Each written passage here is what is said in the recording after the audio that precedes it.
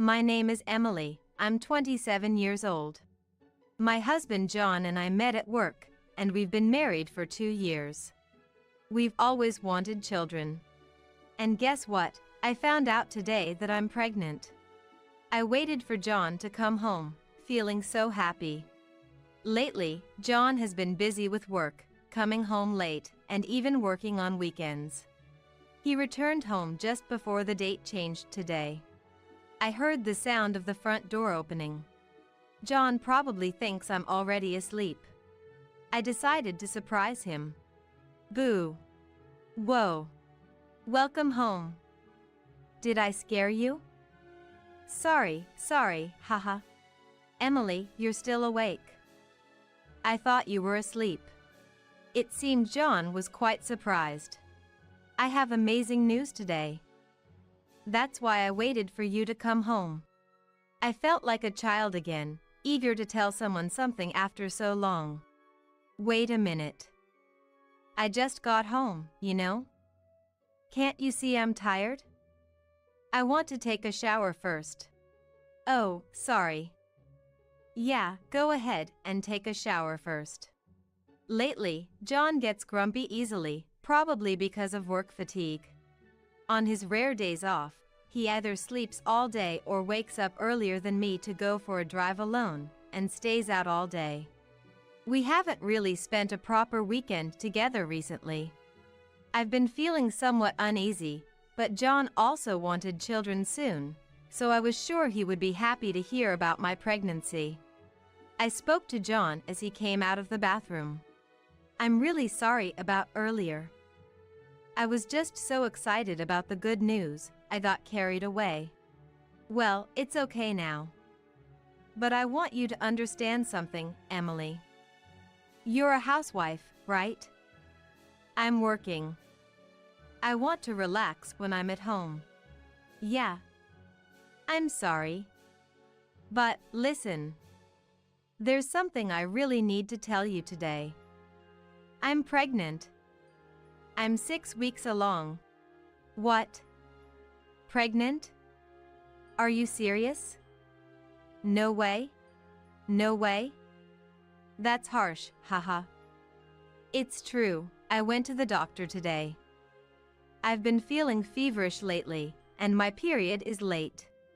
I thought maybe, so I tried a home pregnancy test and it showed I was pregnant. But I was still anxious, so I went to the hospital to confirm it. Ah, I see. So it's true. Aren't you happy, John? We've always talked about wanting kids. Suddenly I felt anxious about John's attitude. Huh? Oh, no, I'm happy. Just more shocked right now. I can't quite believe it yet. I see, that makes sense. I convinced myself that it's normal for fathers to feel the reality later than mothers. But to be honest, I wish he could have been a little happier. The following weekend, we visited John's parents' house. We went to tell my mother-in-law about the pregnancy. My mother-in-law started a business at a young age and is still very busy working. Actually, John is the next CEO. After giving birth to John, my mother-in-law divorced and started her own company. She's a woman any woman can admire, and she raised John alone while managing her business. She's straightforward but kind, and very cheerful. She treats me like her own daughter, and I really love her. Really? Emily, congratulations. I'm finally going to be a grandmother, how wonderful. If you need anything, just ask me anytime. My parents live far away, so my mother-in-law's words were very comforting. She hugged me tightly, and I felt so reassured. We decided to have lunch together and went to a restaurant, where we talked about my visit to the hospital. So, have you decided where you're going to give birth? I'm thinking of giving birth near here. My parents' house is far away, and they're both working. There are hospitals relatively close by here, so it seems like a good idea. I see. But since it's your first childbirth, I recommend a big hospital in case of emergencies. They'll be able to treat you right away if something happens. I see, that makes sense. Then, considering the proximity to our house, Line General Hospital might be the best choice. Line General Hospital? John's sudden loud voice startled both me and his mother. You've been quiet until now, what's with the surprise? Is it something to be shocked about? She said with a laugh. John seemed surprised by his own loud reaction. If it's Line General Hospital, I know some people there. It's reassuring, and they'll take care of things quickly if anything happens. How about we consider a private hospital instead? You know, they say the food is good at private maternity clinics. You seem well informed, John. Did you do some research? Oh, yeah, I did. Of course, I'm worried too. But many private hospitals nowadays don't manage childbirths to the end. Isn't it difficult to transfer to another hospital close to delivery? That's true. It might be better to stick with the same hospital from the start. Is that so? I mean, it's not like something is definitely going to happen. We're talking about being prepared in case something does happen. If they can't handle it, you'll have to transfer to a bigger hospital, right? It sounded like John's idea was naive, and his mother spoke sternly. John fell silent, unable to reply. But it's rare for you to suggest something like this, John. Is there any reason you don't want Line General Hospital? I teased a little, as it seemed more like he was avoiding Line General Hospital rather than recommending a private one. I meant it as a joke, but John was clearly flustered. No, of course not. What are you talking about? Seeing him get angry again, I responded coldly. Then we'll do as your mother said and go to a big hospital from the start. We'll settle on Line General Hospital. John said nothing in response. By his expression, it seemed he was sulking again. His mother noticed his sulking too and gave a look that said, just leave him be. When we got home, John started talking. So, my opinion is completely ignored, huh? What? Are you talking about the hospital? I'm not ignoring you. As your mother said, it's my first childbirth, and who knows what could happen, right? Why is a general hospital not okay? There are plenty of people who give birth in private hospitals.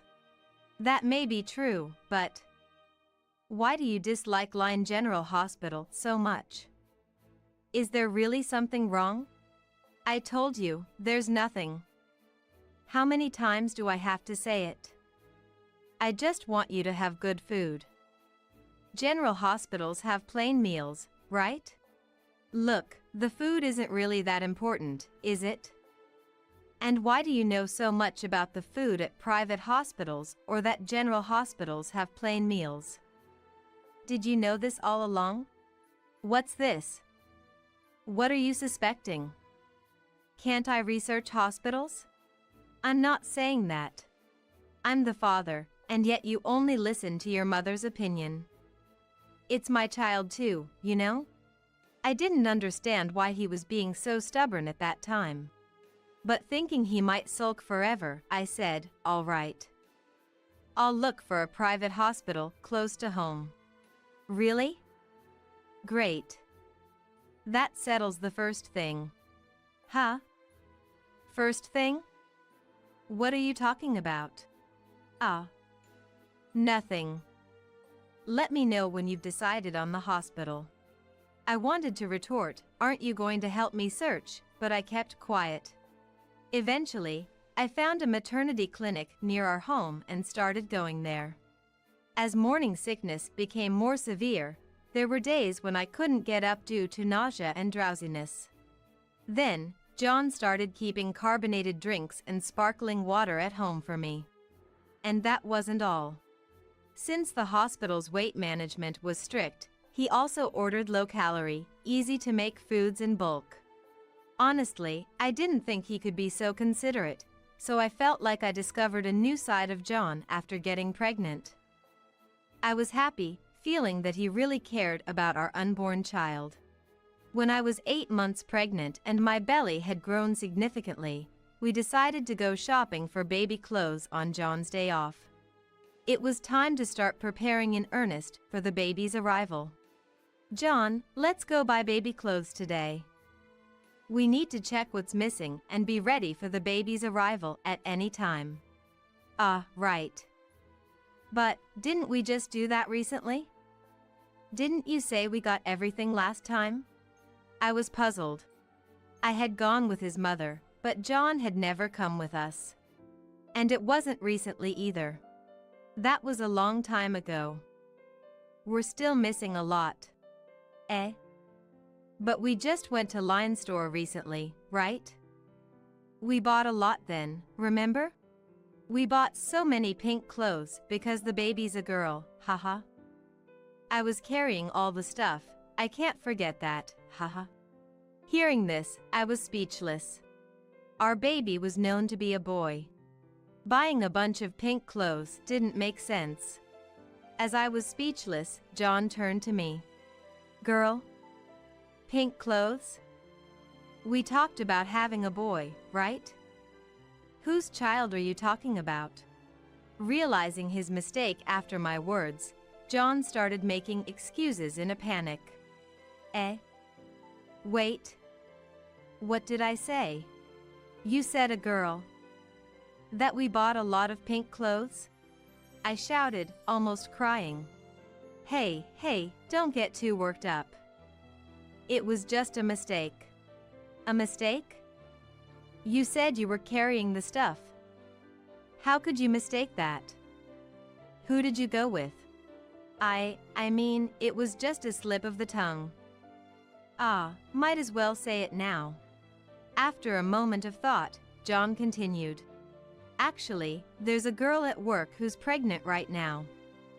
Her due date is around the same as yours, but she's unmarried and planning to have the baby. She asked me to come shopping with her. I was unsure whether to tell you or not, thinking you'd feel upset if I said I went shopping for another child. So, I didn't tell you and just went. I got mixed up with that time. Sorry. As he spoke, John's eyes were darting around, clearly agitated. Unmarried? Why is she unmarried? Well, I don't know that much. How would I know? Where is she giving birth? Then John muttered softly. I think she said Line General Hospital. At that moment, everything I had been feeling odd about for a while seemed to connect. However, now wasn't the time to make a scene. Not until I had proof. I remained calm at that moment. If I wasn't like my usual self, John might become suspicious. I acted cheerfully as usual and focused only on our unborn child during shopping. John, thinking I had completely believed his story, shopped as if nothing had happened. Finally, it was the last month of pregnancy. The birth could happen at any time. My first priority was to safely deliver this child. John was still coming home late and was hardly at home on weekends. I had asked him to stay with me, especially now in the last month, but he would say, "It's still fine, right? Once the baby is born, I'll have even less free time. Let me have my freedom for now. Besides, I'm not just playing around, I have work too." And then he would leave. One day, I woke up feeling my belly was tighter than usual. There were still 2 weeks until the due date, but the tightness felt concerning. As I lay there, John woke up abruptly, making a lot of noise. It was much earlier than usual. What's up? You're up early. Sorry, but I have to go out now. A business trip came up. What? A business trip? They don't just come up like this, do they? No, it did. I have to go, I'm the next CEO. Saying that he started to get dressed in a hurry. Can't you refuse the trip? It's too sudden. Your mother even said there would be no business trips during my last month. Can't someone else take your place? It has to be me. I'm the only one who can do it. They're anxious, and I need to go quickly. What have you been saying? A job that absolutely needs you? I feel my belly tightening today. Maybe the baby will be born today. It's your first birth, and they often come late, right? You'll be fine today, won't you? You'll be? What do you mean by that? As if someone else's child is being born today, huh? Ha ha. Hey, what are you joking about? I didn't say that. Anyway, you'll be fine. I absolutely have to go. So, I'm leaving now. And he really left. I was filled with anxiety about John and our unborn baby. Around noon, my belly started to hurt. Unable to stand, I called the maternity clinic. They told me to come over, but I didn't have the strength to walk. My belly kept tightening, and I worried the baby might be suffering, so I decided to call an ambulance. When I came to, I was in a hospital bed, with an 4 in my arm. A nurse who came to check the 4 noticed I was awake and explained what had happened since I was brought here. This was Line General Hospital. There was a machine on my belly listening to the baby's heartbeat, and I could hear the strong heartbeat. I felt relieved that the baby was safe. They said I could contact my family, so I took out my phone and called John. I think the baby might be born today. Where are you? Can you come back? After a while, I got a reply. You know I'm on a business trip, right? I can't just come back easily. I'm in the middle of an important deal right now. I was taken by ambulance earlier. I had severe tightening in my belly and called an ambulance myself, then I must have passed out. The baby is safe. I'm glad you're safe. But sorry, I can't come back. I'm on a business trip. I sighed as I read John's message. Then, I heard breathing sounds from the room next to me, along with a husband's voice encouraging, "Hang in there, just a little longer." It was clear she was having contractions. At the same time, I felt envious that her husband was there, supporting her. Just a bit more, let's do this. Our baby is going to be so cute. I soon realized that the familiar voice I heard was none other than John's. I was still messaging John. Please, I'm so anxious. It would be such a relief if you were here with me. The response I heard next was shocking. Huh? Emily is still going on about that. Can't she just give up? I'm busy attending a birth here. She keeps nagging even though I said I'm on a business trip. I impulsively opened the door of the next room. The room I got in was just the same labor room as mine. I had to check, hearing a voice like John's and even my name being mentioned. And there was John, my husband. Emily? John. What are you doing? I glanced next to John and saw a surprised woman lying there. Her face was familiar. It felt wrong, like seeing something I shouldn't have, and I quickly closed the door. My heart was pounding after closing it. Soon after, a nurse came, and I was moved to my delivery room. I couldn't stop crying. I had a suspicion of infidelity, but never imagined it was actually happening. And that woman was giving birth now? My mind was in a state of panic. Realizing I couldn't stay like this, I called my mother-in-law. She cried with me and said sorry on John's behalf. She then told me something. Eventually, I was moved back to my original maternity clinic. Though I didn't go into labor that day and was supposed to go home, the doctor, worried about my crying, arranged for me to stay at the clinic. Alone in the hospital room, I cried silently. Then I received a message from John. I didn't want to see his face, hear his voice, or have anything to do with him, but for our child's sake, I opened the email. Emily, were you at the general hospital? I thought, really, starting from there? Yes, I was there, was all I replied. Ah, I thought so.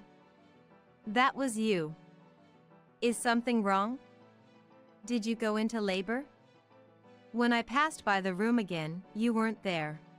I told you I was taken by ambulance, remember? Oh right, you were busy with the birth. Look, Emily, you're misunderstanding something. Misunderstanding? What do you mean? Yes, I was at that place. But I'm not the father, okay? What? What kind of nonsensical excuse is that? John didn't even ask where I was now. I was beyond angry, just feeling disgusted. No, remember I told you? There's a pregnant girl at work. She was the one giving birth today. Then why did you lie about going on a business trip? No, I did go, really. But on the way, she called me, saying she really needed me there, so I went to the hospital. John's attempt to lighten the mood with laughter felt disgusting. Is this something to laugh about? When I said I wasn't feeling well and asked you not to go, all you said was, "You'll be fine. Calm down." Are you at the hospital now? I'll come over. You finally asked where I am. Don't bother coming. I'll have this child on my own. Just stay home. It's not something to get so angry about. If you're that mad, I might just divorce you, you know? I felt as if my patience had audibly snapped. Enough. What do you mean, might divorce? Fine, let's do it. I'll make you pay child support for sure. How long does this man plan to keep deceiving me? You're cheating, aren't you? How long do you plan to keep this up? Let's divorce. Hey, are you serious? How will you live if you divorce me, huh? Besides, where's your proof that I cheated? Everything you saw or heard today was just a misunderstanding. Do you have photos or recordings? John said this with a triumphant tone. However, he seemed to have forgotten that I have an important ally. I have plenty of photos. Your mistress is Julia from the reception at your company. I recognized her from when I used to work there. Let's see, photos of you entering and leaving her apartment, shopping together, and the two of you happily going to the maternity clinic. And the best part. In the birth certificate section for the baby's parents, it lists Julia and John. That's more than enough evidence, isn't it? What? Why are you investigating all this? I've been suspicious since I told you about my pregnancy, but your mother noticed it before me and started acting. She was the one who moved. Huh? Why would my mother? Remember what your mother said? She has acquaintances at Lyon General Hospital. I think she mentioned something like that. Turns out, it's a nurse at the maternity ward. She recognized you and informed your mother when she saw you and Julia at the hospital. But I chose a private clinic, didn't I? So, your mother wondered who the woman you were going to the hospital with was. And then, she had you investigated. Investigated? My mother-in-law had suspicions about John and had him investigated by a detective agency without telling me. The results were damning. Faking business trips, using company expenses for trips with his girlfriend, and abusing his position as the CEO's son. That's why there was so much evidence. You didn't want Lyon General Hospital because you were going there with her, right? It would be a mess if we met there. Knowing so much about hospital meals and what's good for morning sickness was because you were watching her. When we went to buy baby clothes, you thought you had fooled me, but I've always found it strange. Mistaking your mistress's baby for ours is just the lowest. I never imagined you could be such a despicable man. I'm appalled. Fine, I get it. Let's divorce. I don't care, I'll just remarry her and eventually become the CEO. You're the one who will struggle. I couldn't believe he had the nerve to say such things so loudly, knowing he was at fault. Your mother said she's going to fire you and Julia, you know? What? Your mother has always been merit-based, right? You might have thought you'd inherit the company without effort, but she doesn't seem to think so. She said she'll leave the company to the most trustworthy person when the time comes. I didn't hear anything like that. Your mother might be coming to your house soon. She said she'd get the divorce papers in my stead. And expect a stern scolding. Listen to her well. My mother, go get divorce papers? Wait a minute. Waiting won't change anything. It's fine.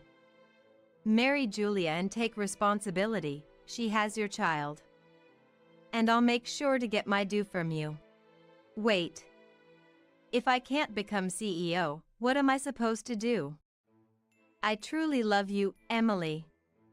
Let's not divorce. I laughed at such absurdity and immediately blocked John. Even if he couldn't contact me, my mother-in-law would handle it. I trusted her that much. John was made to kneel and scolded by his mother when she arrived. It turned out the reason for my mother-in-law's divorce was infidelity during her pregnancy. She had told me this when I called her crying. She never imagined her son would make the same mistake, and she cried. John was fired immediately for using company funds personally. Julia was also fired and never returned. Now, John juggles morning and evening jobs, paying me child support while exhausted. Julia started working too, but seemed constantly stressed with childcare and financial worries. The child is not at fault, so I want the child to be happy. As for me, I eventually gave birth to a healthy boy. My mother-in-law accompanied me. Now, I live with her. I wonder if it's okay to be this dependent on her, as she takes such good care of me. I've also decided to return to work at her place of employment. She jokes, or maybe she's serious, about taking over her company to me when she retires. I'm determined to keep striving, for my child and for the important people who support me. Tom hastily put away his phone into his pocket. Suddenly, Catherine said to Tom with a serious look, "Tom, why did you bury baby at the mountain?" Hearing that, both Emily and Karen stopped their conversation and stared at Catherine in surprise. "Huh?" Tom's face turned pale. "What are you talking about?" Tom replied in confusion. "The baby I just saw on your phone." "Tom, show me the photos on your phone again." When Catherine said this, Tom opened his photo folder and showed the camping photos. "Not this photo." Catherine quickly took Tom's phone from his hand and swiped the screen. In an instant, Tom exclaimed, "Ah," and tried to grab his phone back. Dodging Tom's hand, Catherine showed the phone screen to Emily and Karen. On it was a picture of an unfamiliar young woman. "She's the one who asked me out first. She said she was struggling with her job and wanted to talk about it. Tom insisted that he only kept seeing her because she asked him to." Thanks to Catherine's mysterious power, Emily came to know the other side of Tom. Tom had been coming home late and had been staring at his phone late into the night. Was that the reason? Emily made Tom guide her to the mountain where he had buried the baby. Holding the unearthed baby, Emily would head to Tom's workplace the next day. "My name is Emily Johnson, and I'm 29 years old. I married Tom a year ago. Tom, who is the same age as me, is an office worker. I also work for a company and live a busy life. We don't have children yet. I met Tom through a friend's introduction. After dating for a few years, we got married last year. Our wedding was very moving. Tom helps with household chores, and sometimes he even cooks dinner. He's the perfect husband for me. I felt truly happy to have married him. My older sister Karen lives about 20 minutes by car from the apartment where we live. Karen, 3 years my senior, is married and has a daughter named Catherine, who is 5 years old. Karen's family of 3 lives in a single family house they purchased. I adore my niece, Catherine. Catherine affectionately calls me Millie. Once when I visited my sister's house, Catherine suddenly said this to me. You know, when I was in Mommy's belly, I heard Millie's voice. What? I was very surprised. Do you remember being in Mommy's belly, Catherine? Yes, I heard Mommy's and Daddy's voices too. Catherine answered with a serious look. I had heard stories of children having pre-birth memories before, but this was the first time someone had actually told me.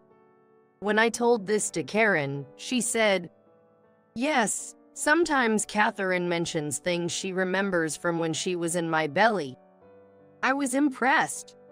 Karen shared another story with me. And it's not just that. Sometimes when I lose something and am looking for it, Catherine tells me where it is even if she didn't see where I put it. And when I check the place she pointed out, I find it there. That's amazing. And I don't really understand it, but it seems like Catherine has some mysterious power. Karen said this to me with a serious expression. A little distance away from them, Catherine was innocently playing with her stuffed toy. Watching her, I wondered if young children might actually possess some unique powers. Some time passed since then. Tom's returns home started to get later day by day. At first, I thought he must be busy with work, but recently, he was coming back home after midnight quite often. I began to feel a bit anxious. Late at night, when Tom would come home and head straight for the shower, I would try to talk to him. Tom, you've had a lot of overtime lately, haven't you? Yeah, my boss just won't let me leave. Saying this, Tom shut the door with a bang and went into the bathroom. About 5 minutes later, Tom emerged. Emily tried to offer him the dinner she had prepared, but Tom responded, sorry, I'm too tired to eat. Well, I'm going to bed then. All right, good night. Since it was quite late, Emily headed to the bedroom. She thought Tom, being so exhausted that he couldn't even eat, would soon join her in the bedroom. But even after an hour, then 2 hours, Tom didn't come to the bedroom. Unable to sleep due to her anxiety, Emily left the bedroom to sneak a peek into the living room. And then, in the dimly lit living room, Tom sat on the sofa engrossed in his smartphone. Judging by his hand movements, Tom seems to be texting on his smartphone. His face looked very happy, grinning from ear to ear. Despite supposedly being exhausted from overtime, what on earth is he doing? Could he possibly be exchanging messages with someone? If so, who? My heart was filled with unease. Lacking the courage to speak to Tom, who was happily engrossed in his smartphone, I quietly returned to the bedroom. Hey Tom, do you want to go camping on the next long weekend? One day, I approached Tom with this proposal. Camping? Even though we were still newlyweds, we hadn't been out anywhere lately. Not long ago, we used to go out for movie dates or to amusement parks on weekends. I wanted to spend some quality time with Tom in the mountains. We could pitch a tent at a mountain campsite and have a barbecue. Just the two of us. And at night, we can stargaze. Doesn't that sound fun?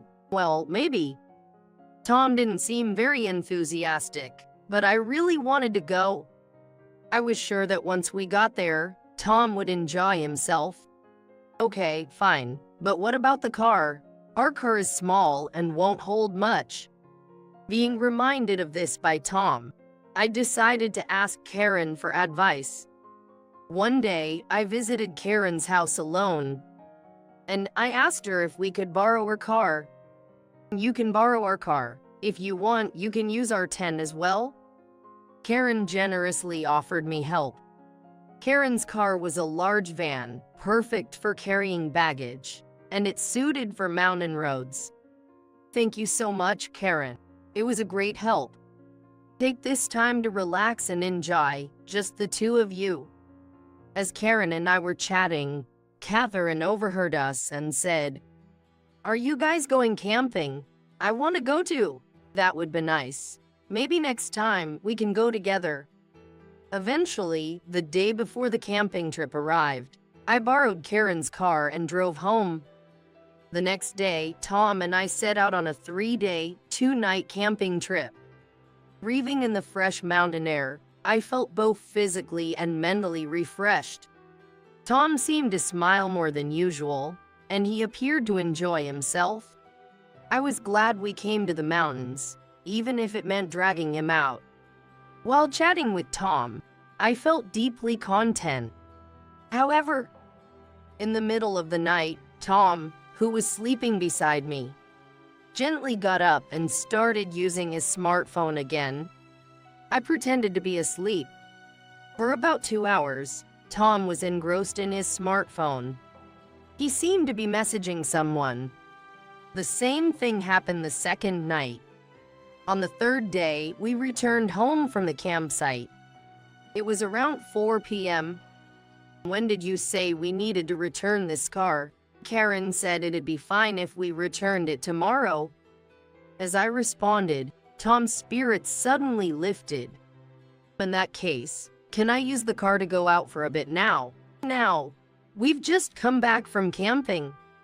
I was surprised. Why would he want to go out again just after returning from a trip? I wanted to invite some local male friends and try going out in such a large car. "You're not planning to drink, right?" "I promise I won't." "What time will you be back?" "I'll try to be back before midnight. It's a day off. It should be okay once in a while, right?" Tom persuaded me, and I reluctantly agreed. Tom got into the car humming happily and quickly took off. I wonder if all our local friends can make it even though it's a holiday, and he contacted them so suddenly. With such thoughts, I spent my time alone at home. Then, just a few minutes before midnight, Tom returned home. I came back before the date changed, right? Plus, I didn't drink. Tom immediately said this to me upon his return.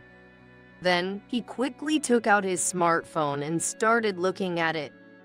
"Tom, you've been looking at your phone a lot lately, haven't you?" I said, showing my dissatisfaction. "I'm texting a friend I was just with." Saying this, Tom took his phone and went to the restroom. The next day, Tom and I went to Karen's house to return the car and tent. Catherine was also delighted when we gave her some snacks we bought near the campsite. Karen invited Tom and me inside and served us coffee. Catherine has met Tom many times, so she's quite fond of him. Since Karen refers to her husband as Tommy, Catherine started calling him the same way over time. Catherine was playing while sitting on the sofa with Tom. Tom responded to Catherine with a smile. Eventually, at Catherine's request, Tom began showing her the photos from the campsite on his smartphone. Karen and I were having a chat. "And how was the camping? Did you have fun?" "Yes, very much. Thanks for the car and tent. They were a big help." Suddenly, Tom said to Catherine in a loud voice, Don't touch without asking. That's enough." It seems Catherine, who is familiar with smartphones, played with Tom's phone without his permission. "Catherine, don't touch things without asking." Karen gently warned Catherine. "I want to see more photos on Tommy's phone." Catherine looked dissatisfied. Tom hastily put his smartphone into his pocket. Suddenly, Catherine seriously asked Tom, "Why did you bury the baby in the mountain, Tommy?" Hearing this, both Karen and I stopped talking and stared at Catherine in shock. Huh? Tom looked pale. What are you talking about? Tom replied, flustered. The baby I just saw on Tommy's phone, Catherine said with a serious look. Tommy, show me the photos on your phone again. Catherine asked this, and Tom opened his photo gallery to show her the camping photos. Not these photos. Saying this, Catherine swiftly took the smartphone from Tom's hand and started sliding the screen. Tom tried to grab it back in panic, but Catherine was too quick for him. She then showed Karen and me a photo on the phone screen. The photo showed an unfamiliar young woman. The woman was holding a large stuffed toy resembling a baby and smiling brightly. The background revealed it was a UFO catcher game. It seems the photo was taken at a game center, and the stuffed toy was likely a prize from the game. Who is this? I asked in a low voice. Tom, looking panicked, tried to take the smartphone back from Catherine. Just then, Catherine handed the phone to me, and I continued to slide through the images. The next photo showed Tom and the young woman taking a selfie together, looking very close. Sliding once more revealed another selfie of Tom and the woman lying side by side. On closer inspection, they were inside a car. Based on the seat color and the interior, it was the car borrowed from Karen. It seems like they laid flat on the reclined seats and took photos together. Tom's eyes were moving from right to left. Sweat was breaking out on his forehead. Karen looked at me with concern. Then, my brother-in-law came home after finishing work. I wanted to immediately question Tom about the woman in the photo. But understandably, I couldn't interrogate him in front of Catherine and my brother-in-law. Karen, sensing the tension, proposed to my brother-in-law to take care of Catherine and suggested moving to another room. Tom, Karen, and I went to a room on the second floor, closed the door, and continued our conversation there. Who's the woman in the smartphone? Tom didn't open up easily. However, due to relentless probing from Karen and me, he finally confessed. The woman in the photo was his junior colleague, Mina. She is apparently 23 years old. She joined the company as a new employee this spring. Tom was having an affair with this woman named Mina. I was so shocked that I felt like collapsing. She approached me first. She was troubled over her work and wanted someone to consult with. Tom, can you show us the exchanges you had with this Mina? Caught off guard by Karen's sudden request, Tom was flustered. What? No, that's impossible. Since there has been misconduct, as your sister-in-law, I would like to see the proof. Emily also has the right to know. Tom absolutely refused to show his smartphone, but under Karen's strong persuasion, he reluctantly handed it over to her. Viewing Tom's phone revealed numerous exchanges with Mina. They whispered sweet words to each other several times a day. I was stunned to see their exchange from the late night of the day Tom went out with the car borrowed from Karen. I enjoyed today. It was only for a short time, but I'm glad I got to meet Mina. I was so happy to get cozy with you in such a big car.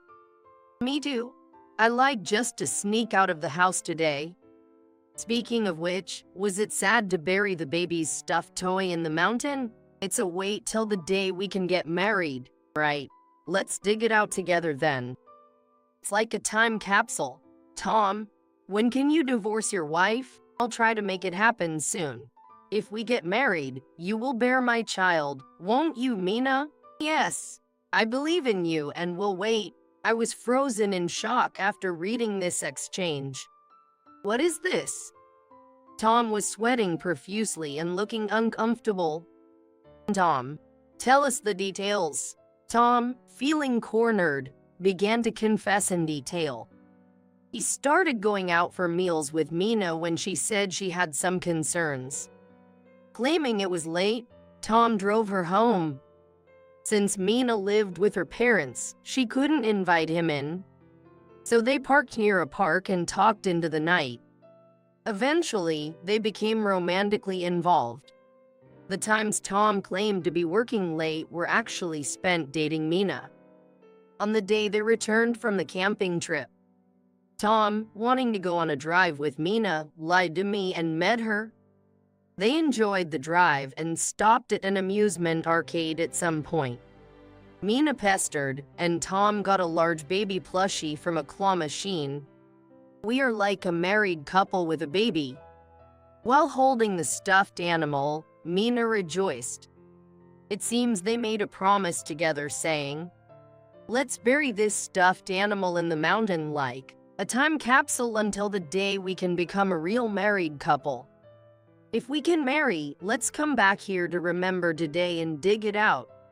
They put the stuffed animal in a big plastic bag and buried it together on a small hill located deep in the park, where they always parked their car and got intimate. Fortunately, there were shovels in the car as they had just returned from a camping trip. What's that all about? I was taken aback when I heard the story. Karen, who was next to me, seemed lost for words, her brow furrowed. Burying a baby's stuffed animal in the mountain is creepy in itself. What's even sadder is that the two have already sworn to marry each other. Tom had even told Mina, "When we can marry someday, you'll have my baby, right?" Tom repeatedly emphasized that she asked me out first, but Tom himself was making remarks to get her in the mood. This hurt me even more. Tom and I have only been married for a year and we don't have children yet. On the other hand, Tom is vowing to marry a young new employee and even imagining a baby. I burst into tears in front of Tom and Karen. Karen hugged my shoulders and comforted me.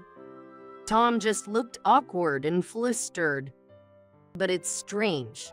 How did Catherine know just by looking at a photo that Tom buried a baby's stuffed animal in the mountain? After crying a lot, I murmured this. Right? That girl really has some mysterious power. Tom was stunned. However, he didn't seem to have the courage to ask Karen or me for details, and once again hung his head in dismay. Since it was getting late, Tom and I returned to our apartment. Back home, I sat face to face with Tom and continued the conversation. "Even though we've only been married for a year, how could you betray me so calmly?" I stared at Tom and said this.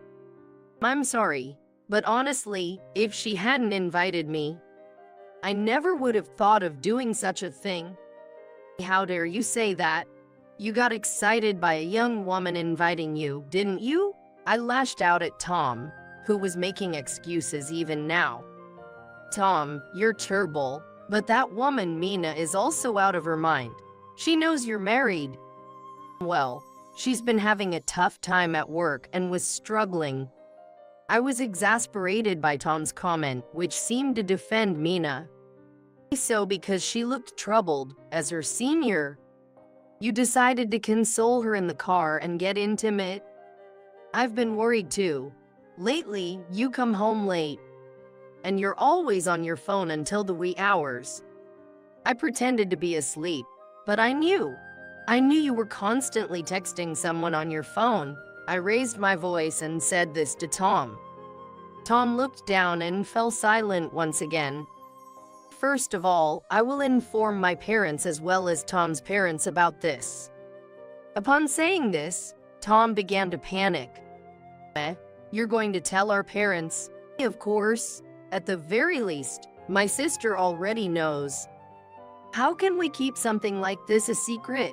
I exposed Tom's affair to both our parents. As a result, parents from both sides stormed into our home and scolded Tom.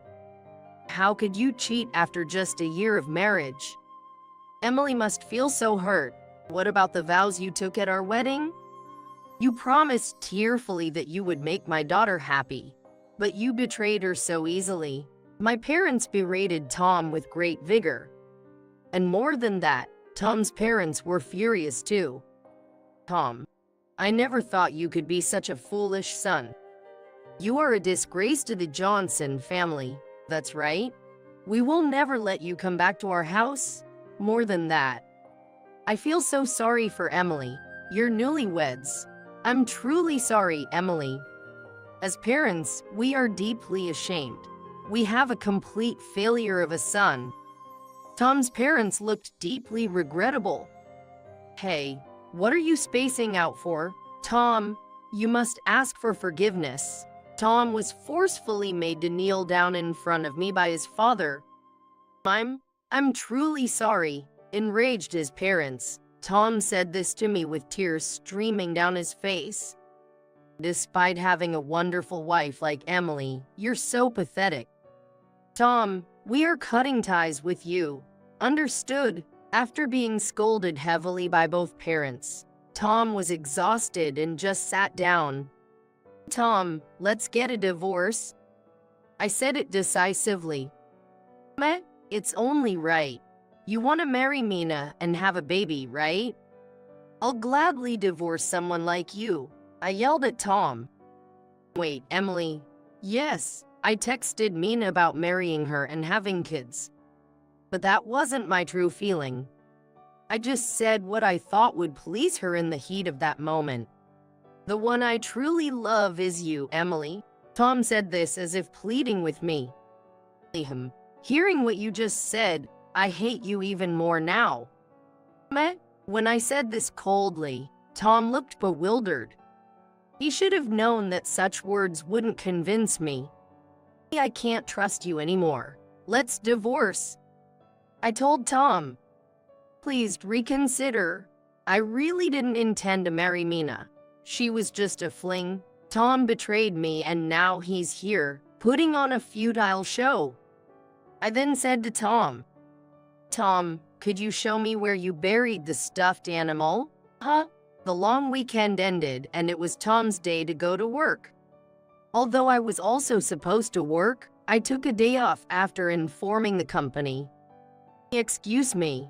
Thank you for always working hard with my husband. I smiled cheerfully and loudly greeted as I entered the office building. It was Tom's workplace. Everyone present turned their attention to me, completely shocked. No wonder. In my arm, I was holding a baby stuffed animal covered in dirt. The sight was so unusual that the employees were staring in disbelief. With each step, the dirt from the stuffed animal was falling onto the office floor. Emily, Tom, pale as a ghost, rushed over to me. The previous day, I had Tom take me to the mountain where he had buried the stuffed animal. I made him dig it up right in front of me. The stuffed animal was in a big bag, but due to the digging, the bag tore, making it filthy with dirt. That night, I was pondering how to exact revenge using this stuffed animal. The plan I came up with was to bring this dirty stuffed animal to the company. Tom, who never expected me to show up at his workplace with the stuffed animal, seemed completely taken aback. My husband had an affair with a junior named Mina. As I said this, all the employees focused on one woman. It was Mina, Tom's mistress. Like Tom, Mina was as pale as a ghost, and out of sheer embarrassment, she looked down. They had a plan to bury this stuffed animal until they got married. And once their dream came true, they would dig it up together. Hearing this, murmurs of disbelief echoed throughout the office. But I don't understand. Even though he was cheating with Mina, why did he make such a promise to me? I said this as I played a video on my smartphone. Tom's voice echoed loudly from the phone. Please reconsider. I never had any intention of marrying Mina. She was just a fling.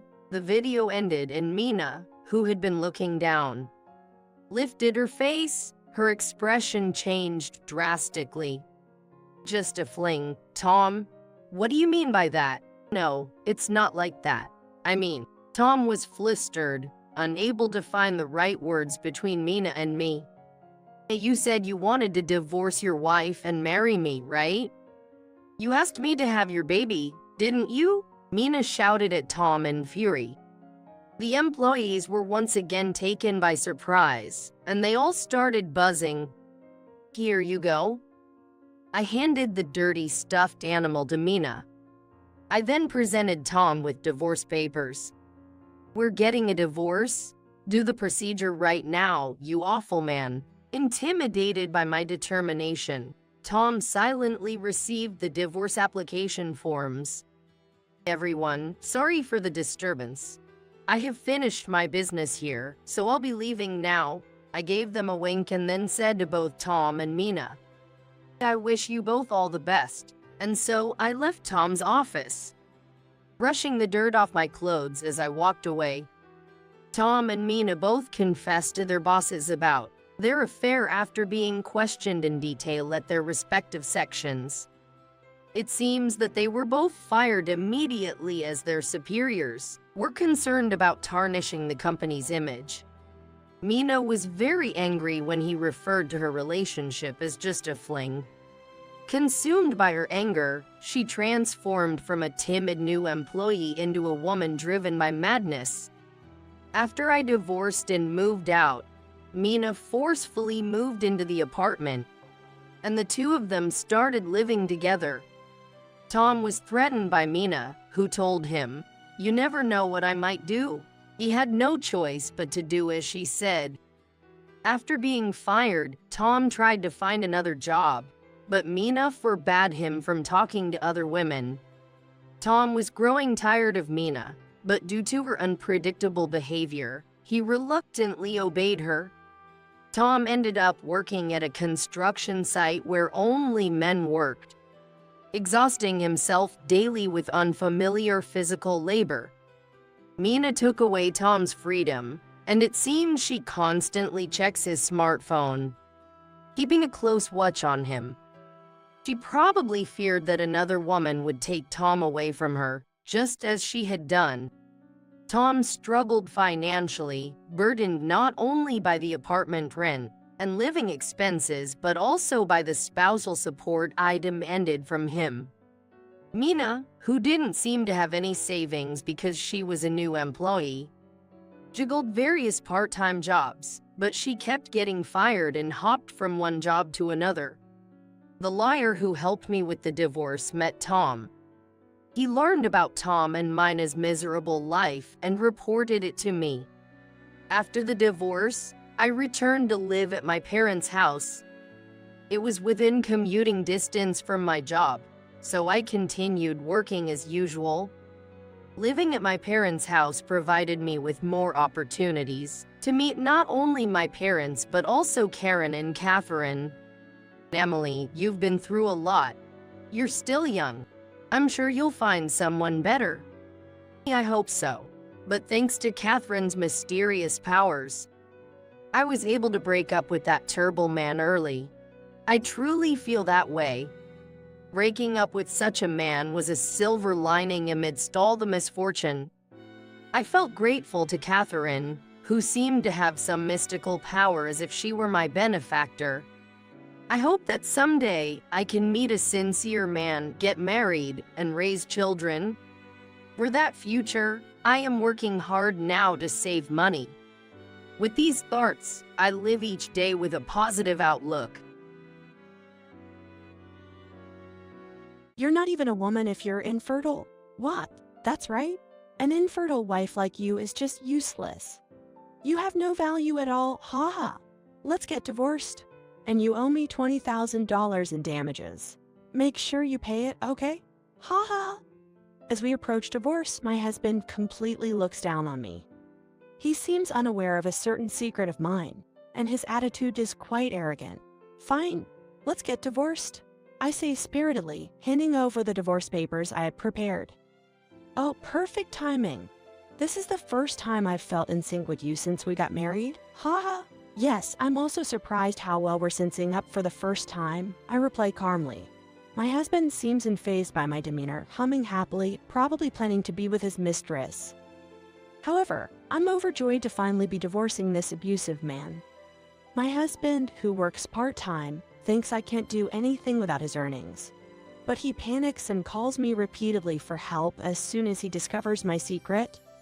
My name is Emily, 35 years old. I work part-time at a financial company while living with my husband, John. I met John through an acquaintance. When we first met, he was quite nervous and said, "Nice to meet you. I'm John. You're as beautiful as the rumors say." I hastily denied it, saying, "Not at all, haha." Our conversation was just cliches like, "What are your hobbies?" "Reading." "Ah, reading, that's nice. But it's nice weather, isn't it?" "Yes, very nice weather. What do you do for work?" "I work at the city office. Just regular office work." "Oh, really?" And then we didn't talk much after that, ending the day without much excitement. I wasn't excited at all. I thought I wouldn't meet him again. However, a few months later, I ran into John by chance at the convenience store closest to my house while buying dessert. We met again after a long time. "Oh, it's you from that time. John, right? It's been a while." John, looking embarrassed, said, "Back then, I was really nervous and couldn't keep the conversation going. I regretted it a lot. I'm so happy to see you again." Despite his manly appearance, John was shy and reserved, which somehow made him look cute. I couldn't help but laugh and say, "Haha, you're cute. Cute," he exclaimed, surprised to be called cute by a woman. "I thought you were scary, but you're actually quite cute. Haha. Is that a compliment?" John asked. Despite our awkward first meeting, we had a great time talking and became very close. This day marked the beginning of many dates together. Contrary to my first impression, being with him was fun, and we were increasingly drawn to each other, eventually starting a relationship. During our relationship, John was very shy and reserved, but he always made sure to reserve my favorite restaurant for our dates, research places for us to visit, keep me laughing all day, and even decorated the room and baked a cake for our anniversary, despite not being good at cooking. He was very earnest and kind. "I'm really glad I met you, Emily.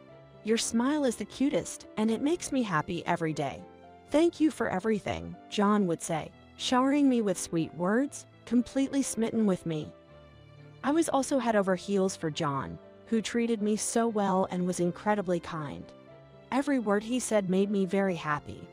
After 2 years of dating, John proposed, and we happily got married, celebrated by everyone. After getting married, John once said, "I prefer my wife not to work too hard and stay at home." I was a bit troubled as my job was really busy and I couldn't spend much time with him. So I asked, can I at least work part-time? He agreed, and I switched from full-time to part-time at the same company. When we started having more leisure time at home, John asked, "I love kids and want to have them." "Do you want kids, Emily?" "I love kids too." "Let's see, I think I want about 3 kids." 3 siblings sound great. If we have a boy, I want to play catch with him. If it's a girl, I want to go out wearing matching clothes. We talked like this, looking forward to the days that would come. However, 2 years into trying to conceive, I was still not pregnant. After discussing it with my husband, we decided to get checked at a gynecology clinic. The test results revealed that I had fallopian tube blockage. My fallopian tubes were blocked, preventing fertilization. It was one of the causes of infertility. "John, I'm sorry. It seems I have difficulty getting pregnant." With tears in my eyes, I told John, who then comforted me, "Don't worry about it. Sure, I wanted kids, but what I love is Emily. Not being able to have kids doesn't mean I'll stop loving you. Really, you won't hate me." "What are you talking about? I could never hate you. All I need is for Emily to be smiling by my side," he said, gently stroking my head. His words made me so happy that I cried even more. After researching, we found out that it wasn't impossible to get pregnant. With treatment, there might be a chance, so we decided to work on it together. But a few days after receiving the test results, John's attitude towards me started to become harsher. "Emily, why haven't you done the dishes? Can't you at least do that?" "The dishes? I did them. There's just the cup you used a while ago left." The next day, he got even more aggressive. "Hey, there's dust on the floor. You're just working part-time, right? Shouldn't you at least take care of the house?" Initially, I thought he was just irritable from work and tried not to mind it too much. However, his next words revealed the real reason for his irritability. Hey, why is the laundry piling up again? What's this? Can't you even manage the household chores perfectly? Infertile and useless. What? What did you just say? You can't do household chores. You can't have kids. You're useless, John yelled.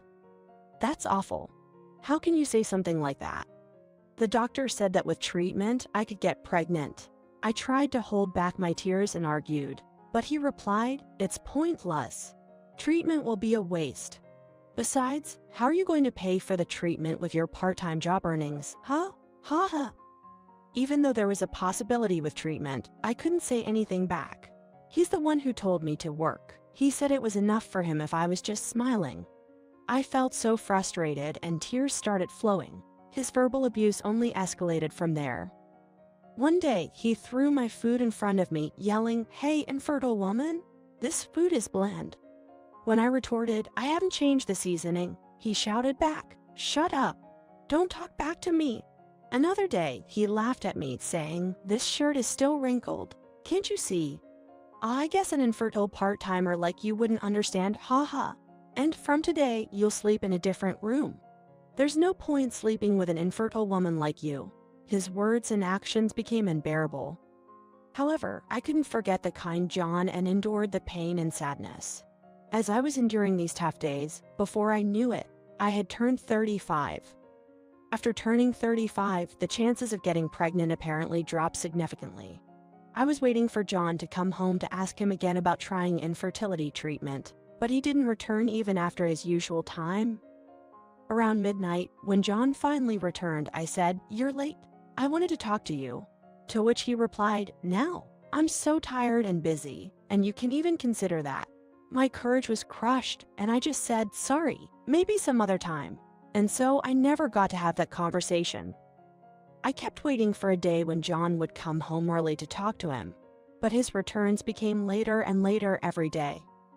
"You've been coming home late recently. Is something wrong? Stop interfering, you infertile woman." He spat those words and refused to listen to me. On a day filled with such unresolved thoughts, I couldn't sleep, so I decided to watch a movie in the living room until I felt sleepy. Suddenly, I heard the front door open. John had returned. It was 1 o'clock, and the date had already changed. When John entered the living room and saw me, he frowned and said, "Ugh, why are you still awake? Go to sleep already. You're annoying." As if I was a nuisance. What? I couldn't sleep, so I just came to the living room. Ignoring my words, John left the living room with a huff, making a lot of noise as he went back to his room. Although I was fed up with his attitude, I stayed alone for a while and eventually felt sleepy. Just as I was about to return to my room, I heard voices coming from John's room. "Thanks for today. It was really fun." Emily, I thought, who is he talking to on the phone? And it wasn't overtime after all. Today's Catherine was so cute, I couldn't help it. I'll definitely get a divorce. Just wait for me. I love you. Catherine, love, divorce. John was having an affair. The thought that John, a clerk at the city office, was working overtime every day until the date changed was suspicious. I had a feeling it was a lie. However, I never expected him to be having an affair. Since I told him about my infertility, John stopped saying sweet things like "I love you" or "you're cute to me," yet he boldly whispers love to his mistress over the phone. He could have at least hidden his affair better. Realizing how blatantly he's disrespecting me, I understood that he's taking me for granted. He told his lover, "I'll definitely get a divorce." It seems he plans to leave me, the infertile one. Until now, I still had some love for John and couldn't leave him due to our long relationship. But now I want to be the one to divorce this abusive man. To divorce him advantageously, I needed evidence of his affair and his verbal abuse. So, I decided to talk to my father about it. "Dad, it's been a while. Have you been well?" I'm fine. It's rare for you to call me, Emily. What's going on?" "It seems that John is having an affair. He's planning to divorce me to be with his mistress." "What? That's terrible. I was so happy when you two got married," he said, his tone revealing his sadness. "So, I want to gather evidence of the affair. Do you know any good lawyers? Leave it to me. I'll do anything for you, Emily." Thank you. After ending the call, I waited for a few days for my father's response. During this time, John kept insulting me, calling me useless, worthless woman, infertile, good for nothing. But I didn't care. In fact, I wanted him to keep insulting me, because I was recording all his verbal abuse to use as evidence for my divorce. The more he insulted me, the more evidence I gathered. He was unaware that his foolish behavior was just adding to the proof against him. Finally, my father contacted me. I've got solid evidence of John's affair. My acquaintance took care of it. He betrayed my precious daughter. He won't get away with this, said my father, even angrier than me. He was truly reliable. My father is the president of the company where I work part-time. My father founded a financial company, which will celebrate its 50th anniversary next year. Actually, to speak for myself, I come from a wealthy family and I'm the daughter of the company's president. My father, being in the financial industry, has many connections, including lawyers. That's why I consulted him and sought his help. One day, when all the evidence was ready, I waited for John to come home to discuss divorce. He entered the living room humming a tune, looking exceptionally cheerful. "Oh, you're here," my husband said, unusually smiling at me. While I found his behavior creepy, I replied, "Of course I'm here. This is my house too. What's up? You seem in a good mood." "What? You're talking back now? Well, good. Let's get divorced. Right now. What's the rush all of a sudden? You're not a woman if you're infertile. There's no reason to continue our marriage with a woman who's not a woman." "What? That's right. An infertile wife like you is just useless. You have no value at all, haha. Let's get divorced." While I was exasperated, I replied, "Fine. Let's get divorced. I was going to suggest it today too." "Oh, perfect timing. This is the first time I've felt in sync with you since we got married, haha. Yes, I'm also surprised how well we're syncing up for the first time." He seemed very pleased, probably planning to be with his mistress, Catherine. "And you owe me $20,000 in damages. Make sure you pay it, okay? Haha. What damages? It's your punishment for marrying me despite being infertile. You wasted many years of my life. Of course, you should pay the property division, haha. Though I doubt you can afford it with your part-time job, haha." As we approached divorce, my husband completely looked down on me. I handed over the divorce papers I had prepared, feeling spirited. "Preparation is good, isn't it? Here, I've signed it. Now I'm free," he exclaimed, raising his arms in joy. "Oh, by the way, you're the one who's going to pay the damages." "What did I do?" "You're the bad one, aren't you? Did you think I didn't know about your affair? With Catherine, was it? Make sure to tell that naive girl she'll be receiving a demand for the property division too." John's eyes widened in shock. "How did you? Also, I'm going to sue you for your verbal abuse, not just for the affair." "Verbal abuse? You have no proof." John, still not grasping the situation, started to become arrogant. "Look at this, haha." Showing him the accumulated audio recordings and the evidence of the affair gathered by my father, including photos and videos. John was shocked and began to get angry. "You trapped me? When did you collect all this? You're a devious woman. Trapped? You're the one who had an affair and spewed insults every day without any provocation, right? Haha. Well, it doesn't matter. I'm going to have a family with Catherine and be happy. You're just a part-timer. You can't live without me, haha. That's why you're desperately trying to extort alimony from us." So, I decided to enlighten my husband. "You thought I had no money because I work part-time. You're really stupid. I'm a president's daughter, you know? I probably have more money than you." "What? What are you talking about? Claiming to be a president's daughter now? That's just pathetic bragging." "Fine, if you don't believe it, that's okay. Anyway, I don't want to see your face anymore, so goodbye." Saying this, I left the house. I immediately submitted the divorce papers to the city office. The divorce was successfully finalized. I called my father first. "Dad, thanks to you, I got divorced today. I feel a bit anxious, but mostly I feel refreshed." "Good, you did well. Also, I've been thinking about something for a while." "What is it?" "You know, I'm getting old. I've been thinking of stepping down as president soon. But before that, I want to give you my assets through a living inheritance. I've been talking to a judicial scrivener about it. It's better for you to inherit the money now, when you need it, rather than after I die." I was surprised by the sudden announcement, but I had always been told that I would inherit all the wealth, so I guess the time had finally come. "You've always said that, but are you sure it's okay?" "Of course, you're my precious only daughter. A parent wants to do everything for their child's happiness." "Thank you." "Also, the assets amount to $15 million, my father said nonchalantly. I was so shocked by the unexpected amount that I almost gasped. $15 million? Yes, use it all as you like. And why don't you come back home for a while until things settle down? Maybe I will return home for now." "Sorry for everything," I replied and ended the call. I decided to live at my parents' house, where they warmly welcomed me. A few days later, I received a barrage of calls from my ex-husband. Over 30 missed calls. While checking the call log, I decided to answer, despite my suspicions. "Emily, finally you picked up. Vertical bar, what do you want now? Listen, that woman can't clean or cook, and now she's quit her job to be a full-time housewife?" He probably meant Catherine. "So, I couldn't care less about your love life," I responded coldly. "Wait, don't hang up. You can't live without me, right? I'll kick her out, so come back to me," John pleaded. "I told you before, I'm a president's daughter. My father owns a financial company.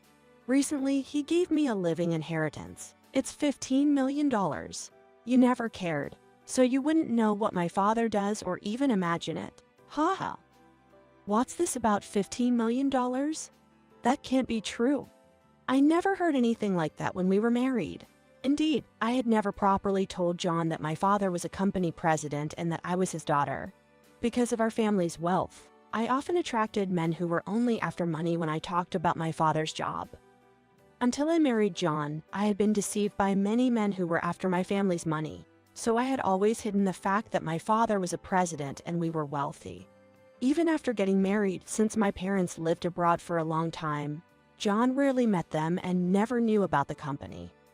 We never held our marriage greetings at my parents' house but at a restaurant, so John had never seen their mansion. "But you worked normally, didn't you?" I was working because my father said it was part of my social education." "I didn't know that. I didn't tell you. When my parents returned from abroad and wanted to meet you, you were already having an affair and were abusive. How could I introduce you to them?" Ha ha. John, now mumbling and hanging his head, seemed to have an idea and suddenly looked up. "But wait, you said you received a living inheritance, right? That money you got before we divorced should be divided between us. I'm going to be rich too." He seemed overjoyed. Did he even like Catherine, or was he always just after the money? He betrayed me for an affair, but ultimately he's just chasing after money. A hopeless case. Just so you know, the assets I inherited as a living gift are my separate property and not subject to division in the divorce. You're really stupid. So stupid it's disgusting. Ha ha. No way, I could hear him crumbling over the phone. Anyway, I'm hanging up. I don't want to talk to a man who sees women as tools. Disgusting. Bye. I hung up without waiting for his response. I felt relieved, having finally voiced all the frustrations I couldn't express before due to fear of my husband. 6 months later, I filed for compensation against John for his abuse and affair. The amount was $20,000. The court case ended smoothly without any complications due to the solid evidence. I didn't want to see my ex-husband, but according to my father's lawyer, John appeared in court financially and mentally stressed, looking disheveled. It was truly ironic. As for me, I started arranged dating and met a wonderful younger man. After 2 years of dating, we got married last year. My current husband, of course, has been wholeheartedly supportive of our fertility treatment, and we finally managed to conceive. I am currently pregnant. Although I am an older mother at 38, there are many anxieties, but I can't help but feel excited about what's to come. This is your punishment for ordering me around, LOL. On a deserted beach in the middle of the night, I was left behind by Tom. His car, which abandoned me, zoomed away at a breakneck speed. Having received a sudden call that my mother collapsed late at night, I was on my way to the hospital, relying on Tom. But now, I have been abruptly left behind. Shock and sadness from Tom's betrayal brought endless tears to my eyes. It would probably take nearly 3 hours to get to the hospital where my mom was taken. Drenched with tears and sweat, I started to walk single-mindedly. Why must I endure this kind of treatment? Memories of the days spent with Tom come to mind, but while walking, I noticed that I gradually regained my composure. At the same time, the sadness of being betrayed turned into anger. I will never forgive you. I'll make you regret putting me through this for the rest of your life, swearing revenge on Tom. I steadfastly continued to walk towards the hospital. My name is Emily Johnson, a 47-year-old office worker. I've worked at a computer-related company since graduating from college because I've been bad at socializing since I was young. My parents both raised me strictly, and I was good at studying from my elementary school days. However, while being a quiet person, I often felt looked down upon by others and gradually preferred being alone. Living attentively to others and feeling stress from it simply exhausts me. I went on to higher education, as my parents said, even though I didn't particularly find something I wanted to do in high school or college. In my college days, while everyone else enjoyed a lively life with circles and mixers, I spent an nondescript 4 years. Even so, I made a few close friends during my college days. One of them was a classmate, Catherine White. Catherine and I often attended the same lectures and naturally started talking more. Initially, Catherine, who was modest and adult-like just like me, changed as the academic years progressed. Her clothes and makeup gradually became flashier, and she began to hang out with the kind of people I'm not good with. Nevertheless, Catherine treated me the same way she did when we first met, adapting to my pace. In the university, Catherine was always with a different man, looking like a completely different person from the old Catherine. Still, I was very pleased that she remained friends with me. After graduating, we continued to interact, going out to eat and play regularly. I had a few other friends from my college days, but all of them had a not-so-good impression of Catherine. I don't want to speak ill since she's your friend, Emily, but be careful with Catherine. They all said something to that effect. The change in my relationship with Catherine occurred when we turned 43. Suddenly, there was an invitation from Catherine to join a mixer. I became wary just at the word mixer and indirectly turned down the offer. But surprisingly, Catherine was still single and was thinking of getting married. So she was organizing a mixer. I have no experience with men at this age, and I couldn't even think about dating someone now. The name mixer at this age. I can't. While I said that, mingling laughter, Catherine responded with a serious expression. I also want to start considering my partner seriously. There won't be flippant people like before, so don't worry. Perhaps because she knew I had watched her relationships with men for many years. Catherine emphasized serious encounters. Overwhelmed by her passion, I accepted Catherine's invitation, but I don't know if it will lead to a relationship. There's no guarantee I'll get along with someone. I was worried about embarrassing Catherine, the organizer, but she was delighted with my participation. A few days later, the promised day arrived. Dressed unusually stylish for this day, I arrived at the meeting place 30 minutes before the appointed time. Despite being puzzled by the crowd, I waited for the time to come when a man approached and spoke to me. "Excuse me. Are you attending Miss White's dinner party?" The man who spoke was petite and boyish looking, easily mistaken for someone in his 20s at first glance. I learned that he had decided to attend through a connection of friends with Catherine. He introduced himself as Tom Johnson and was only 2 years younger than me. His hair was dyed a bright color and gave off a slightly flirtatious impression, but sincerity could be sensed in his manner of speaking. I felt a strange familiarity with Tom, who laughed that he had arrived early because he was nervous. After a while, the members gathered, and the dinner party began. Although I spoke with other men, my eyes were following only Tom. "Emily, you like Mr. Johnson, don't you?" Catherine, who went to the bathroom at the same time, said this while touching up her makeup. Afterwards, with Catherine acting as a go-between, I exchanged contact information with Tom. I wondered if I was the only one getting carried away and being a bother. But Tom readily agreed, saying, "Let's go for a meal again." Catherine seemed very disappointed that she didn't find a compatible man at this matchmaking event. I apologized many times for being the only one who had luck. But she smiled and sent me off, saying, "Why are you apologizing?" After that, I went out for meals with Tom several times, and we began dating. Being inexperienced with men at this age feels somewhat heavy, doesn't it? Although I said this many times, Tom would kindly embrace me. About 3 years later, at the age of 46, I was proposed to by Tom and we got married. I still can't believe I got married and am living a fluffy life. Tom worked in sales at a major cosmetics company. But considering our ages, we gave up on having children.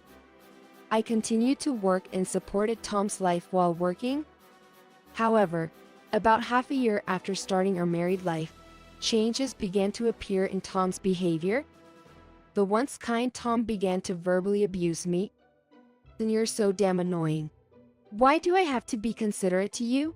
Tom, who kicked the garbage bin and chair in the room while saying this, calmed down after a while and apologized while crying. Whether it was because work was busy and he had no spare time, or stress was accumulating due to pressure, I listened to Tom's story and stayed by his side until he calmed down. Feeling bad to consult with Catherine, who got involved, I remained silent about my relationship with Tom.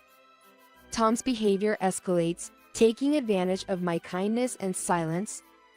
Even after work ends, there are fewer days when he comes straight home, coming home late every night. Even when I was worried and asked the reason, he just rampaged saying, "Stop nagging." Is every man like this? Having little experience in romance, I was unable to do anything while feeling doubtful about Tom's behavior. Amidst this, a friend from my university days came to visit my house. No matter what you think about it, that's strange. Speaking laughingly about my married life, my friend said this with a serious face. But he's usually kind, right? He apologizes after rampaging like that. Saying this, my friend shook her head left and right, uttering, "I'm appalled. You're being taken lightly because you don't say anything? Emily, if you go on like this, he'll do whatever he wants to you, and it'll become irreversible." However, I've never been physically abused by Tom. Isn't it okay for him to come home a bit disorderly every day because he's tired from work? If I nag too much, I might be hated by Tom, who married someone like me. I responded lightly to my friend and reflected on whether I had done something wrong.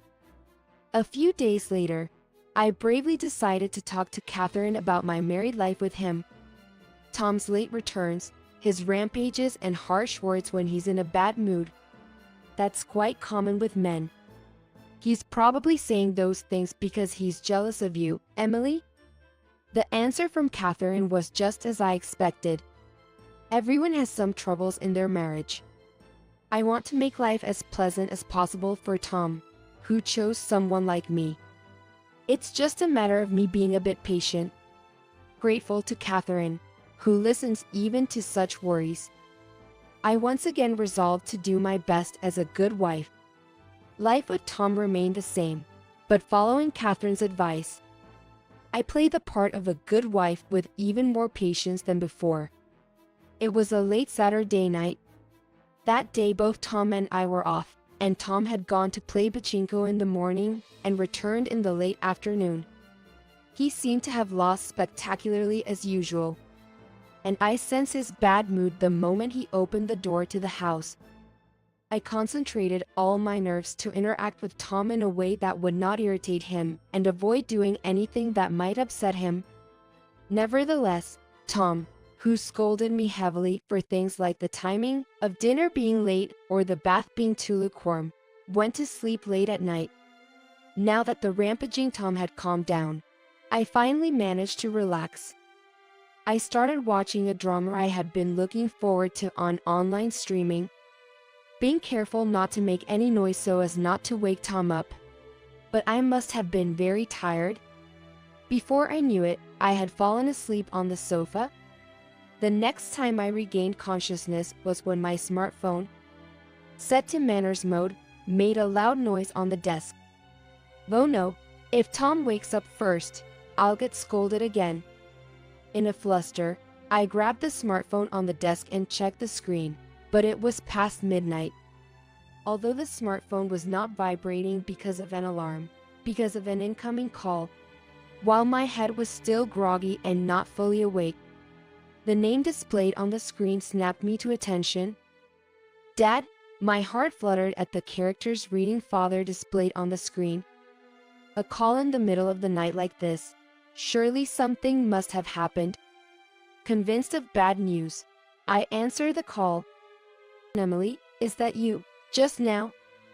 Your mom collapsed when she got up to go to the bathroom, and I called an ambulance. Right now, we're at the hospital getting her checked. Dad, on the other side of the phone, was clearly shaken and had lost his usual calm demeanor. Anyway, I want you to come to the hospital as soon as possible, Emily. While panicking, I asked for the location of the hospital and hung up. I hurriedly got ready and realized something just as I reached the entrance. I can't drive. At this hour, I can't use public transportation either. It's an emergency situation involving my mother-in-law. Surely, if I wake Tom up, he will willingly lend me the car. I rushed into the bedroom where Tom was sleeping and shook his sleeping body. Tom. At my call, Tom began to grumble irritably. Off. Stop being so noisy. I told Tom, who was writhing in irritation with his eyes still closed, that my mother had collapsed. Quickly, get the car. Losing patience with Tom, who continues to writhe in bed, I raised my voice. Then, with a light click of his tongue, Tom finally threw off the futon and got up. Yeah. Tom, still in his sweats, grabbed the car keys and briskly walked toward the car, leaving me behind. And I'm really sorry for this time. As I got into the car, I told Tom which hospital my mother had been taken to and apologized to him over and over again. The two of us rode in silence as the car sped along the deserted road toward the hospital. When we reached the coast, where the sea was visible to our left, Tom suddenly stopped the car. Sorry. Can you get me a coffee from the vending machine over there to wake me up? It's quite something to be made to drive at this unearthly hour. My head probably isn't clear due to sleepiness. So I nod silently, opened the car door, and jogged toward the vending machine. Tom can't drink black, so something sweet would be good, right? After pressing the button for the sweetest looking coffee, just in case, I pressed the buttons for a lightly sweetened one and a café au lait. The moment I pick up the can from the dispensing slot and turn around, Tom opens the car window. This is your punishment for ordering me around, LOL. Just when I thought Tom yelled towards me, the car suddenly sped away. Huh? I stand aghast, staring at Tom's car as it zooms away at breakneck speed. Unable to comprehend what just happened. What did Tom shout toward me through the open window? Punishment for ordering him around? As I stand in front of the vending machine holding the canned coffee, night bugs drawn to the machine's light collide with me. It took a while before the meaning of Tom's words and the reality of my situation began to sink in. Were those words really meant for me? Was it some kind of joke? However, gradually recalling my mother's emergency, I almost unconsciously started walking along the coastline. While being blown by the tepid sea breeze, I just keep walking along the deserted beach. Walking helps my panicking mind slowly regain calmness. I was left behind by Tom. He lied about wanting coffee just to get me out of the car, didn't he? He left me here on purpose, with complete malice. Even though I've always loved Tom and trusted him since we met, does Tom not love me? That can't be. Usually after he yells at me, he apologizes kindly and he nags because he cares about me. I seem to have put on my sneakers barefoot in my haste. My bare feet, rubbed by the shoes, begin to throb painfully. Between the pain in my feet and betrayal from Tom, tears uncontrollably begin to spill from my eyes. Why? Why is this happening? Memories from the time I met Tom till now race through my mind. Although worried about my mother, the sorrow of being betrayed by my first love was overwhelming. Letting tears flow incessantly from my eyes, I still continue to walk resolutely. It's only now that I realize I left even my smartphone in the car. My husband has left me, his wife, alone in a deserted place in the middle of the night, unable to call for help. If he loved me, he should have hurriedly come to rescue me. If he comes back now, says sorry, and embraces me, I would forgive everything. Although he should have noticed the smartphone on the seat by now. There's no sign of his car returning. With my messed up head and face, I proceed along the seemingly eternal road. It was unclear how much time had passed. But when the sensation in my legs finally gave way to fatigue, the hospital finally came into view. Upon entering the premises, I sought out the after-hours entrance and gave my mother's name. Due to the long walk, my legs were in severe pain. My name is Barbara Karen. The security guard, after hearing my mother's name, called somewhere, and then kindly opened the inner door for me. Although I was bewildered after passing through the door, soon, the tapping of approaching footsteps could be heard from the opposite direction. "Are you Miss Barbara's daughter?" The nurse who appeared around the corner confirmed my name and took me to the waiting room where my father was. In a corner of the dark hallway, several chairs were lined up, and my father was standing in front of them, visibly unsettled. "Emily, what on earth have you been doing until now?" My father noticed me and looked astonished seeing me, sweaty and limping. Upon seeing my father, I heaved a large sigh and collapsed into a chair. Then, as calmly as possible, I explained to my father what had happened. What on earth is he thinking? Although usually calm, my father frowned and grew angry at Tom's actions. From the time I left the house with Tom to the time I arrived at the hospital, roughly 3 hours had passed. The anger and disappointment towards Tom were intense, but I was also worried about my mother. My father, who was shocked by my terrible state and oblivious to his surroundings, finally informed me about my mother's condition. Fortunately, she had regained consciousness about an hour before my arrival at the hospital and was now resting in the intensive care unit. Neither I or Tom could be reached by phone. Fearing something had happened to the two of us, my father was considerably worried. While talking to my father, I could feel my feelings for Tom cooling rapidly. When I go home, I'll tell him clearly. Today, the unease I had been feeling until now was correct. Feeling terribly pathetic and foolish for having been led by such a man, I finally woke up. I decided to break up with Tom and waited for my mother's condition to stabilize. As my father and I sat in the hallway chairs waiting, his mobile phone signaled an incoming call. Yes, that's right. My father, answering the phone, seemed momentarily shocked but soon nodded and listened to the conversation. "Well, both my daughter and I are here, but..." After hanging up, my father turned towards me and spoke. "It seems that Tom has been brought here." I involuntarily let out a strange sound and stared intently into my father's eyes. The call was from this hospital, informing us that Tom had been brought in on an emergency basis right after I had arrived. Apparently, after leaving me behind, Tom had bought alcohol and returned home. After getting drunk and causing a commotion, he fell down the stairs. When the ambulance arrived, Tom was found collapsed, covered in blood. I was simply astounded before I even began to worry about Tom. Abandoning his wife in the middle of nowhere in the dead of night, and now this? Knowing his mother-in-law was in the hospital, he's having a drinking spree. The shame of living with such a man was unbearable. I heard that Tom had been treated and taken to a room. I'm sure as soon as he sees me, he'll start ranting, "It's all your fault."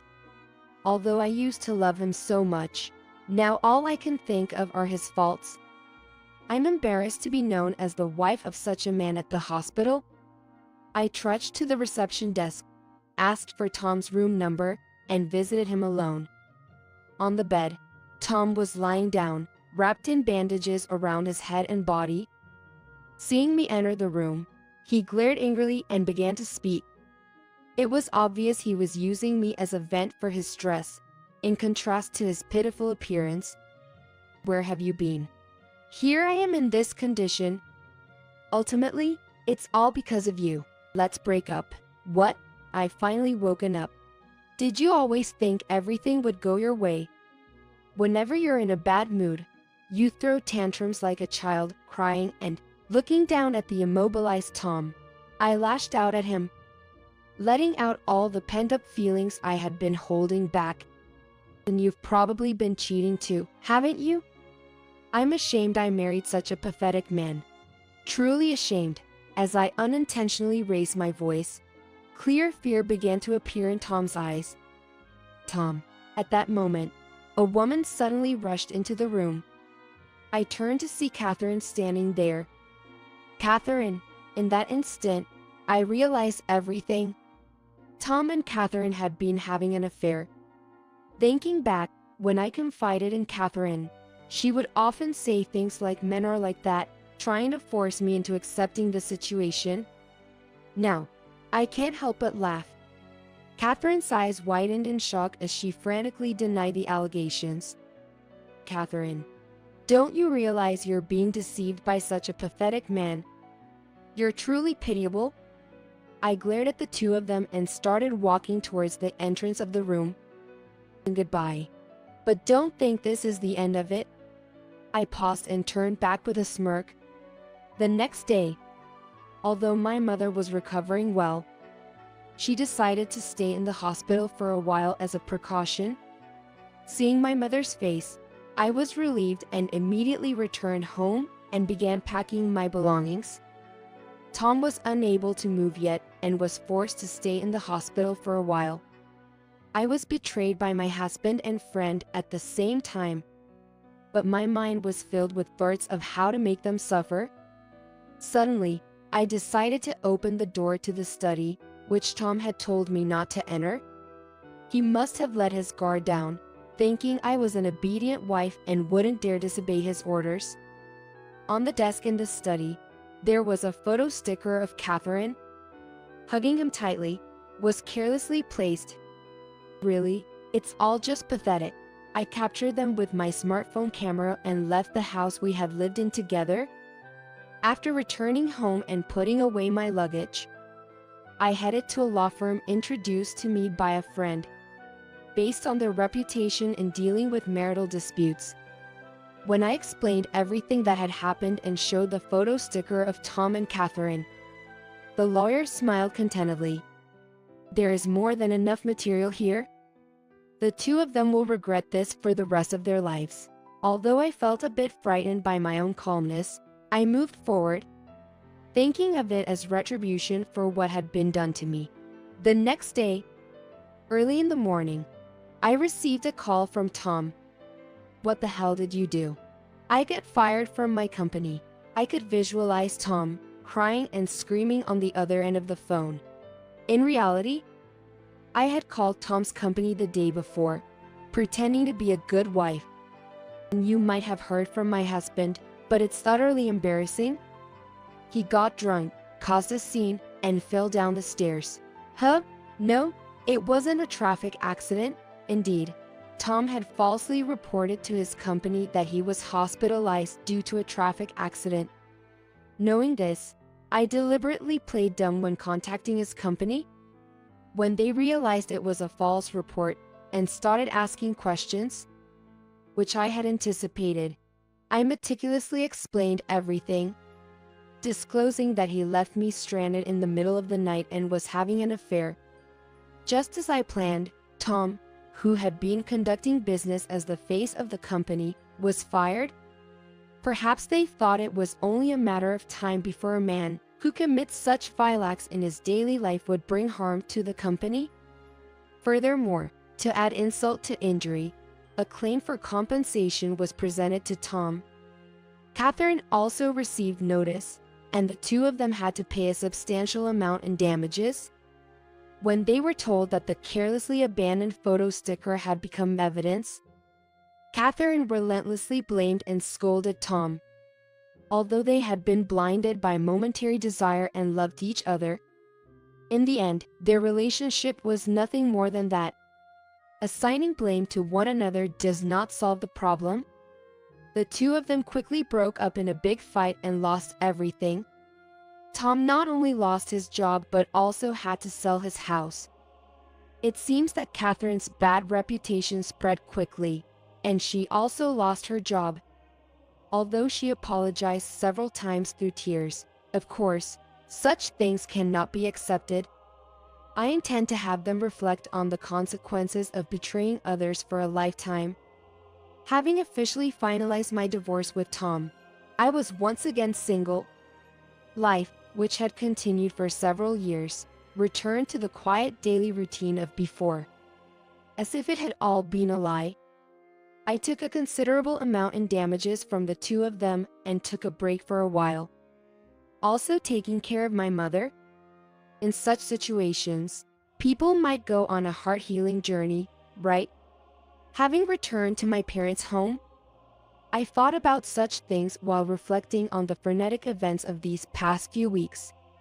During this time, my mother made a smooth recovery and was able to return home for her recuperation. She seemed somewhat apologetic upon learning about the events that had led to the divorce.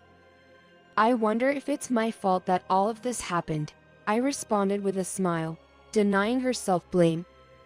No, it was more of an awakening. Really? I'm embarrassed that I ever married someone like him. Nonetheless, she still expressed concerns about her daughter, repeatedly asking, I wonder if there's no one suitable out there. Friends who had learned of the situation comforted her while also scolding her. However, they appeared somewhat relieved and repeated how they had warned her many times to be careful with Catherine. This time, you just happened to run into a bad guy. Take your time to find someone good again. I can't even think about the next romantic relationship at the moment. But I wonder if the day will come when I'll love someone again. After feeling for so long that happiness isn't solely about being in love, my feelings are quite complicated. However, no matter what, I have a substantial amount of money now. I might seem like a woman without a trace of romance, but I'm happy now. Especially compared to those days when I was constantly frightened by Tom. I plan to take advantage of my parents' generosity for a while and live as I please. If I start feeling lonely again, I'm sure I'll have another good encounter. Through this experience, I discover the courage to face challenges and an unexpected side of myself, the belief that I can do it. Yes, with this, I can do anything. And so, I took a new step forward,